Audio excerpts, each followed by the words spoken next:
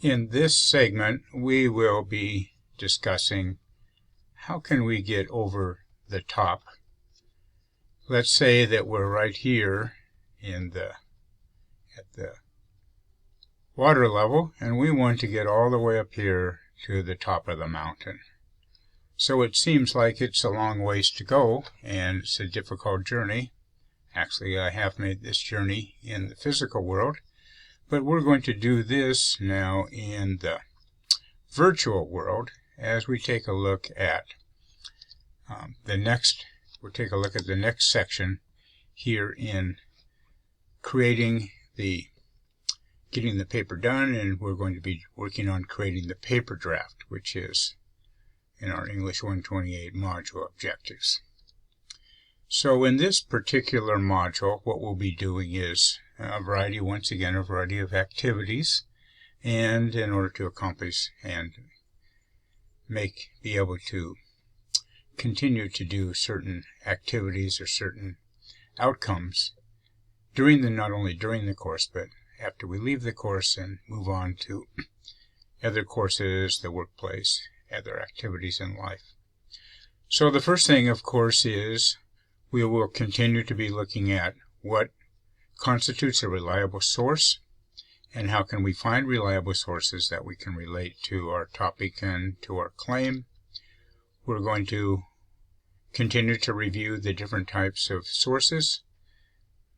For the final paper, we will need to have a minimum of 2 primary sources, and we need a combination of 6 or more primary and secondary sources, and with a minimum of 8 sources overall in the paper itself. So to prepare for that, what we're going to do is we're going to set up a dummy overview. So we're going to create a dummy, or we're going to create the template for the paper itself, and then what we'll do is we'll start to assemble and integrate different details and different elements of support that we can use then as we flesh out the dummy and continue to create the actual paper itself. Now what we'll be doing then is we're going to create an integrated prototype, which is what the dummy is, or sometimes it's called the mock-up, or sometimes it's called the storyboard plan. But what we're going to do is create the plan so that we can flesh out the paper and have the actual paper done itself. That's the mountain that we want to get to the top of. So what we're going to do, and then what we will be able to do is revise and expand the content as we find different types of support details and put them in the format of the dummy and integrate them. Then we can expand those and connect the different parts together. And what we'll also be doing is we'll be reviewing the protocols for key elements and components that we need to have in that final paper. So specifically what we'll be doing is we'll be looking at what are abstracts and what constitutes a good abstract, what kinds of information should be included in that abstract, and what types of information we don't need to have in the abstract. The abstract gives an overview of the final paper. Although it comes at the beginning of the paper, it's actually the last thing that we create for the paper. We'll also be looking at documentation styles, because as we use the evidence and the examples that come from other sources, we need to make sure that those are documented and that we have our sources identified so that the readers can find the sources and double check or follow up on the information that we found in those sources. And then finally we'll be taking a look at the illustrations and graphics. The assignment for this paper is to have a minimum of 3 illustrations of some kind. And then what are we supposed to do? How are we supposed to make those illustrations speak for themselves, but also how can they also be integrated into what's going on in the rest of the paper? So then if we look at this, what are the outcomes that we can expect to be able to accomplish at the end? Well, of course, we'll be able to evaluate the relevance of primary, secondary, and tertiary or ancillary sources. We're working on that in module number 2, and then segment number 3, we should be able to finalize that and become more proficient in doing that. Second, we should be able to identify and explain the concept and design of a working dummy. What is the dummy itself, and what's the concept that's behind this, and how is it designed in order to be successful in creating a good and integrated research document. Number 3, we should be able to differentiate between example, or the evidence that we find, and the explanation. Both of these need to be included in our papers. Just like a lawyer in the courtroom, the lawyer will come in and the lawyer will present some kind of evidence, but then the lawyer will explain that evidence. The lawyer doesn't just merely present the evidence and expect that the jury can figure it out by themselves. The lawyer is going to introduce the evidence, and then the lawyer is going to explain how that evidence relates to the point that's being made, that then relates to what's the overall claim or the overall point that's being made in the trial or in the case. We'll also, at the end of this, be able to create create illustrations that have focused captions. So when we're doing this, our illustrations are not there for decoration purpose, but they serve to provide some kind of meaning and understanding to the readers. We know that a picture is worth 1,000 words, but what is it that we want our readers to be able to understand from that picture, and then how should the reader understand how to apply that to the rest of the content. And then number 5, we should be able to integrate those visual and written concepts. So they shouldn't just be existing in isolation, but there should be some integration between the illustrations, the graphics that we use, charts, tables, things like that, and also some kind of description or some kind of explanation, not only at the point of the illustration itself, but also elaborated upon and expanded in the paper itself. And then number 6, we should be able to explain the procedures of nonlinear document production. So typically what will happen is when people write, first they start out with the introduction. After they finish the introduction, they'll write the first point or the first chapter, and then they'll move and they'll write the second chapter, and they'll move through that in a linear way. But by using the dummy, we will find that we can create our document in a non-linear way, which will be explained as we work our way through the module. So let's take a look at what's happening, what we'll see when we take a look at the actual module itself. So if we take a look at the actual module itself, the first thing on the list is, again, finding the sources, scholarly and more sources, also the types of sources that we had before.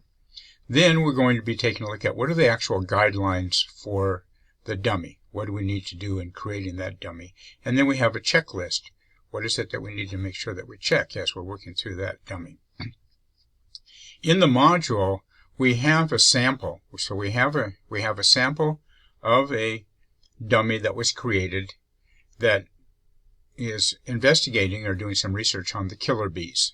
So these are the Africanized honeybees that have come from Africa, and so the student created this dummy in preparation to doing some research and supporting a claim related to these killer bees. So after we've taken a look at this sample one, then students will be required to submit their own dummy that provides the overview of their paper, the paper structure and content. Please note that this is worth 200 points, so 20% of the overall paper grade is going to come from the creation and successful submission of this dummy. Once again, we will be looking at documentation, so we do have a file on the Guide to Documentation. Most students will be using either the MLA or the APA documentation.